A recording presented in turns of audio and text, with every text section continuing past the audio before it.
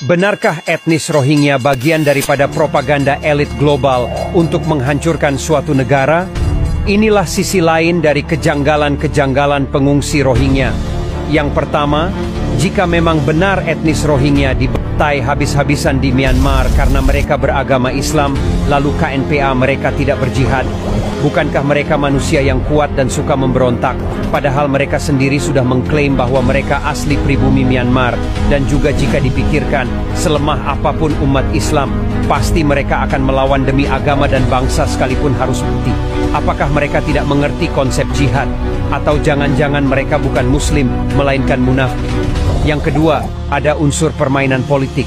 Yang seharusnya bertanggung jawab atas etnis Rohingya adalah pemerintah Myanmar sendiri, bukan negara lain. Faktanya mereka sudah dibuatkan tempat tinggal mewah, namun mereka malah keluar dengan sengaja dari negaranya sendiri. Tanpa sadar penjajahan adalah kata lain dari hak asasi manusia.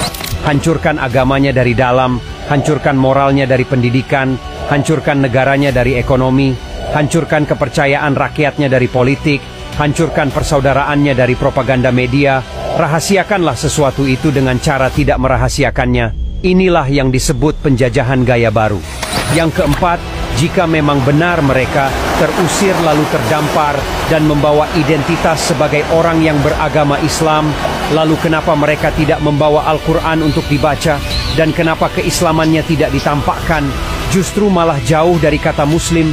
Seharusnya dan umumnya seorang Muslim akan lebih memperlihatkan keislamannya ketika mengalami kesusahan, mengalami musibah, dan mengalami penindasan, sebagaimana saudara-saudara kita di Palestina. Namun kasus Rohingya ini tidak ada sedikit pun tanda-tanda keislaman. Yang ada malah sifat-sifat yang jauh dari kata Islam, rakus, tidak bersyukur dan tidak ada rasa terima kasih. Apakah ini propaganda atas nama agama? Dan apakah dengan cara ini mereka menghancurkan negara-negara Islam? Yang kelima, kasus pengungsi Rohingya mirip dengan kasus Israel yang dulunya menjadi pengungsi di Palestina dengan membawa identitas Yahudi.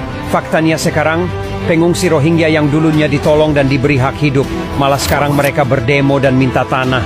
Hal ini terjadi di Malaysia, dan yang harus kita perhatikan adalah mereka membawa identitas Islam, namun jauh dari kata Islam.